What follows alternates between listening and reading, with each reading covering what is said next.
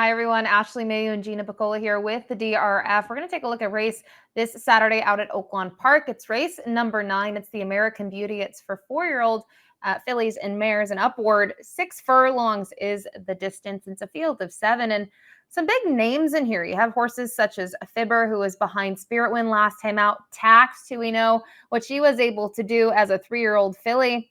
And even an interesting horse on the outside, a daughter of City of Light, by the name of Benedetta, who's made it 3 consecutive wins now in a row. Yeah, she's really sharp right now, Ashley, and not a big field, but kind of intriguing because, as you pointed out, Tax is a horse who has a really high ceiling. We saw her win a Grade 2 Black-Eyed Susan a couple years ago, but she hasn't really been at her best form as of late. Even when you're just looking at her recent speed figures, she's been okay, just kind of underwhelming, and maybe our expectations for her, we've wanted a little bit more. And the big thing with Tax, she's going to take a significant cut back in distance here in the American Beauty. We'll take a look here at the Time Form U.S. pace projections. And you don't see a fast pace. You see that the 4, though, Moonlit Lady, if she wants the lead, she can likely have it. And last time out, she didn't have the lead, Gino, but we're talking about a turf sprint that, yes, that fraction looks like it's right. 42-3 to the half mile. That's what makes it a little tricky, too, because I do think she's the fastest, but her best races are on the turf. Her 2 most recent wins are on the grass. And then after her, you have a couple others that I think are pressers. I mean, Fibber's pretty versatile. We can see Fibber show different tactics. Pharaoh's Heart is a horse who can show a little bit of positional speed. And then Benedetta to the outside, I think, can be pretty tactical. So I feel like the projector is pretty accurate here, probably the quickest, and then a few of the pressers that could be right behind. And the late pace flag is attached to Tax. As we mentioned, she typically is somewhat closing from off of it, and now she is cutting back to a sprint distance. We'll kick it off, though, with the number 1, Fibber. We'll take a look at her most recent outing. It was locally at Oaklawn Park, her first time there for trainer Chris Hartman.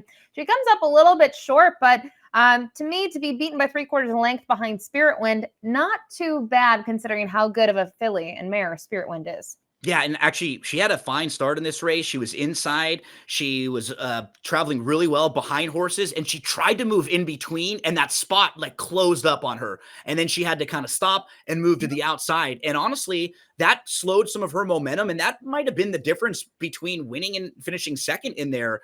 Really like how she came on again. She just missed. Honestly, if you put a line through that race at Mahoning Valley, 2 starts back, there really wasn't much of an excuse. She was just kind of wide, but she just didn't really fire at all. Other than that, she was second and third in back-to-back graded stakes races against horses like My Main Squeeze and Emery. I mean, those horses in this race would be heavy, heavy favorites. So she's kept some pretty nice company. And when you start going through and doing a little digging, doing a little archaeology in her past performances, I think overall she's pretty solid. Her stablemate is the number 2, Tanya Showers, who just raced a week ago at Oaklawn Park. It was in the Bugler, and I'll be honest, Gino, I used her on top. I was extremely disappointed. I know she needed pace help, and she didn't get the same help that she got, say, 2 starts back, but she needed to show more for me. I know she just misses third by a little bit, but her figure did take a big step backward down to a 78. It was such a strange race, too, because she looked very live in that race, as you pointed out. I think I would have had her as my top selection going into that one as well. And she kind of had some traffic trouble. Then she seems like she's done. It looks like she's going to pack it in. And then all of a sudden, Lady Moscato kind of separates, and she kind of has the next gear where, as you were pointing out, there's this big blanket finish between second and sixth. You have a bunch of these horses that are not separated by much. She ends up finishing fifth. If she was third, it'd probably look a lot better on paper.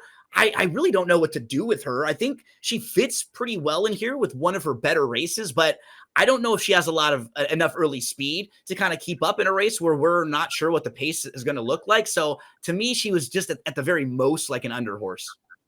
The 3, Pharaoh's Heart. A little bit of an interesting horse here for David Jacobson, who's had a good meet at Oaklawn. Claimed this one just about a year ago, and then had to wait on the shelf for 11 months. Didn't really fire in that return to the races, but they didn't change much. And then next time out, she was a game second. She took that step forward. And sometimes I feel like we see horses when they return to the races, they either need the race, they run huge, and then in the following start, they take a step back. But for her, she really kind of showed she needed a return to the races. And I thought last time out, a race like that would make her somewhat competitive here. Yeah, and you know what? as you were pointing out, I like the progression and kind of the pattern when you're looking. She took a nice little step forward in her second start off the bench. Can she take one more, a little step forward again right here? Can she just progress? Because usually, sometimes if you go really big speed figure, or if you run one of those like races where you run through the wind, then you're probably going to regress a little bit. She might be able to kind of progress and can continue on. So in a race where there's not that much speed, if she can be close, I think she has a little bit of finish. And honestly, for an 8-year-old mare, she's only raced 16 times. She hasn't done a whole lot wrong when you start going through a lot of her races. She's just had a tough time staying on the track, right? You'd expect for like an 8-year-old 30, 40, 50 races, probably more than what you see from her. But I think she could run well in here, and she might be a value horse that can hit the board and maybe outrun their odds. Now, we talked about the number 4 Moonlit Lady from a pace perspective, where she does have turf sprints primarily under her belt, where she's been quite forward, but it is worth noting, Gino, her dirt races, the 4 of them. The 2 good ones were at Oaklawn Park, one of them, which was her debut, which she was able to win on the dirt. And when you look at it, she's a 4-year-old filly. Look at back when that race was. It was just March of 2024. It was less than a year ago. And it does seem from a figure standpoint, she was able to kind of progress after that. But as you mentioned, what are we doing now that she's been on the turf mostly in her last several? Yeah, so if you're liking her, or if you're interested in looking for a long shot in this race, you should probably get a good run for your money with this filly, because you know what you're going to get. She should just be asked aggressively early. They should just be using her early speed. She broke her maiden going 6 furlongs at Oaklawn Park. Major positive, right? But again, you don't want to take too short of a price on her, because she's just been best on the grass as of late. And we just haven't seen some of the better efforts in the dirt sprints. 6 furlongs also might even be a little bit beyond where she's at her best, right? She's really quick, but she's kind of a turf sprinter. So I think the 5 and the 5.5s on the turf are probably where you're going to get one of her better efforts. So maybe she'll be involved early, not sure about late. The 5 First Hill. Talk about a really big 4-year-old season. She was 5 for 9, and look at the wins. I mean, we're talking about wins that were rallied off in basically a row, and it almost was 6 in a row, except for she was disqualified, Gino, in that first race. But she was able to handle the dirt at several tracks, including Keeneland, Horseshoe Indy, and Hawthorne, and even the synthetic at Turfway. But I just wonder what to do with her. It just seems like since that layoff, she was not able to take a step forward in her second start off the layoff, which is, big contrast compared to the number 3, Pharaoh's Heart, who we talked was able to do so.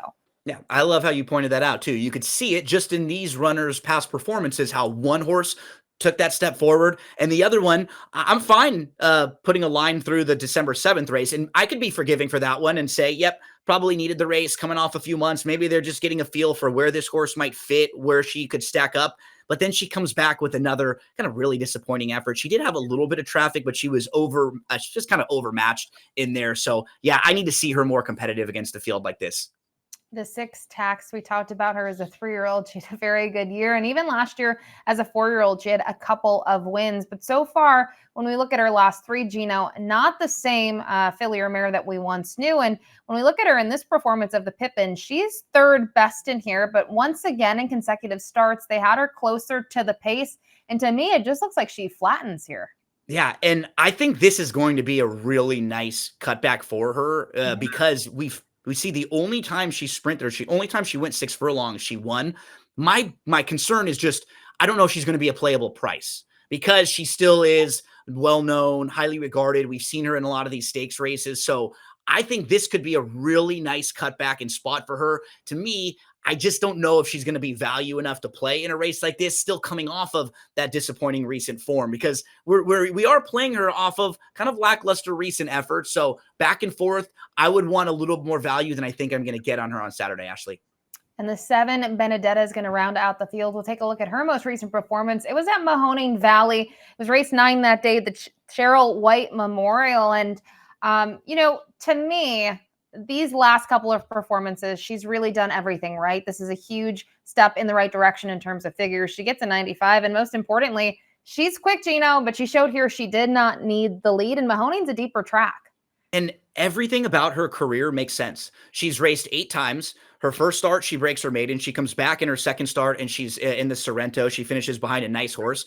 And then the 2 races that she doesn't hit the board or she doesn't run well, they're right before and right after a long layoff. the old toss two angle where you can really be forgiving when a horse has a bad race right before a long layoff. And then you want to be a little forgiving when it's their first start after a long layoff.